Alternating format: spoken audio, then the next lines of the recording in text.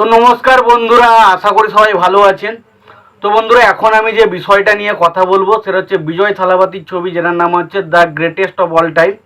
তো সেই ছবিটার আজকে ট্রেলার বেরিয়েছে বিকেল 5টার সময়। সেই ট্রেলারটা আমার কেমন লাগলো, তো সেই বিষয়ে এখন আলোচনা হবে।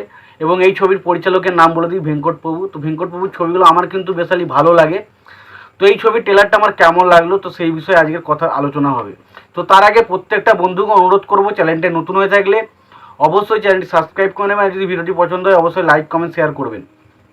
তো প্রথমে যদি ট্রেলারটার কথা বলি, দেখুন ট্রেলারটা আমার এক কথায় যদি রিভিউ করতে বলা হয়, তো ট্রেলারটা থেকে আমার এক্সপেকটেশন প্রচণ্ড হাই ছিল, তো সেটা হয়তো পূরণ করতে পারিনি।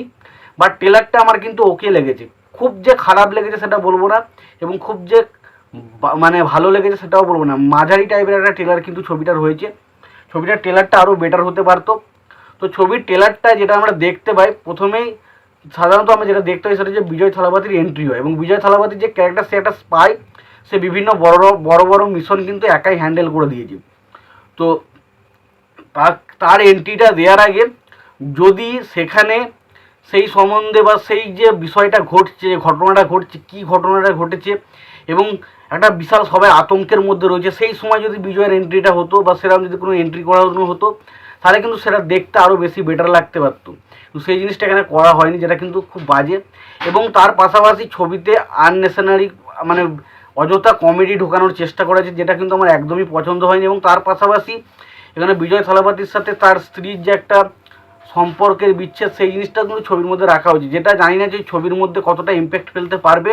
বাট ছবির গল্প সম্পর্কে তো সেরকম কিছু আন্দাজ করা যাচ্ছে না, কারণ গল্প সম্পর্কে তারা কোনো রকম কোনো হিংস দেয়নি। তবে এটুকু বোঝা যাচ্ছে যে এখানে বিজয় থালাপতির ক্যারেক্টারটা দুটো ক্যারেক্টার হতে চলেছে, যেখানে একটা ছেলে থাকতে চলেছে এবং একটা বাবার ক্যারেক্টার থাকতে চলেছে। এবং কোনটা ছেলে কোনটা বাবা তারাও কিন্তু এই ছবির মধ্যে রিভিল করে দিয়েছে। এবং স্পেশালি এই ছবির যদি পজিটিভ পয়েন্ট যেগুলো বলতে হয়, তো পজিটিভ পয়েন্ট হচ্ছে এই ছবির যে যে স্কেলে বানানো হয়েছে, লার্জার দ্যান স্কেলে বানানো হয়েছে, তার লোকেশনগুলো বা যেভাবে শুটিং করেছে সেগুলো দেখতে খুব ভালো লাগে। এবং তার পাশাপাশি অ্যাকশন সিনগুলো দেখতে খুব ওয়েল ডিজাইন, অ্যাকশন সিনগুলো দারুণ লাগে, মানে প্রত্যেকটা অ্যাকশন সিনগুলো দেখতে ভালো লাগে। এবং তার পাশাপাশি এখানে বিজয় থালাপতিকে ওভারঅল দেখতে ভালো লাগে। এবং লাস্ট মুহূর্তে একটা সিন রয়েছে যেখানে আর কি বিজয় থালাপতিকে একজন ফোন করে বলে যে তোকে সিকিউরিটিতে সবাই ঘিরে ফেলেছে, এবার তুই কোনো প্ল্যান বি চিন্তা ভাবনা কর। তখন সে বলে যে আমার প্ল্যান বি নয়, আমার এ থেকে জেড পর্যন্ত প্ল্যান আমার মাথায় রয়েছে। তো সে তারপরে একটা হালকা মিউজিক, সেই জায়গাটা দেখতে খুব ভালো লাগে। তো ওভারঅল ট্রেলারটার মধ্যে কিছু কিছু সিন অবশ্যই ভালো, তবে ছবিটার মধ্যে গল্প সম্পর্কে কী হতে চলেছে সেটা সম্পর্কে কিন্তু একদমই ধারণা করা যাচ্ছে না। এবং সত্যি কথা বলতে এই যে বিজয় থালাপতির ক্যারেক্টারটা যে কতটা পাওয়ারফুল হতে চলেছে সেটাও কিন্তু আমরা ধারণা পাচ্ছি না। তবে অ্যাকশন সিনগুলোকে দেখতে ভালো লাগছে, তবে সিনেমার মধ্যে গল্প কি আদৌ ভালো হবে? দেখুন, গল্প যদি ভালো হয় এবং সিনেমার মধ্যে ঠিকঠাক যদি অ্যাকশন প্লেস থাকে, তাহলে সেখানে কিন্তু ছবি চলে যাওয়ার চান্স রয়েছে। বাট যদি অ্যাকশন সিনগুলো ভালো না থাকে এবং তার পাশাপাশি যদি ছবিটা এরকম ধারায়, তাহলে সেখানে কিন্তু ছবিটা চলার চান্স খুব কম রয়েছে। বাট আমাকে যদি বলেন, তো এখন এক কথায় বলতে গেলে আমার পুরোপুরি 50-50 বলতে পারি, কারণ আমার এখনও মনে হচ্ছে হয়তো ট্রেলারটা দেখে একটা জিনিস মনে হচ্ছে হয়তো হিন্দিতে চলতেও পারে, আবার নাও চলতে পারে।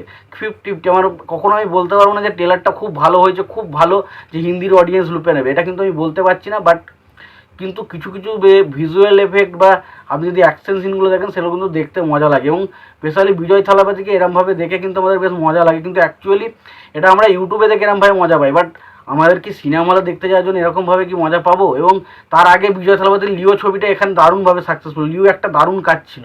তো সেই কাজটার মতো কি এই কাজটা হবে, সেটা দেখার মতো বিষয় হবে। সত্যি কথা বলতে একটাই কথা বলতে চাই, যে সব কিছুটা বোঝা যাবে, সময় আসুক। তো 5ই সেপ্টেম্বর ছবিটা রিলিজ করছে, তো দেখা যাক, তখনই বোঝা যাবে ছবিটা বক্স অফিসে সফল হয় কি হয় না। তো তোমাদের এই বিষয়ে কি মতামত তোমরা জানিও। তোমাদের এই ভিডিওটি পছন্দ হয়ে থাকে লাইক কমেন্ট শেয়ার করে দিও, আর চ্যানেলটা নতুন হয়ে থাকলে অবশ্যই চ্যানেল সাবস্ক্রাইব করে নিয়ে পাশে বেল আইকনটা অবশ্যই প্রেস করে দিও। ভালো থেকো, সুস্থ থেকো, দেখা হচ্ছে।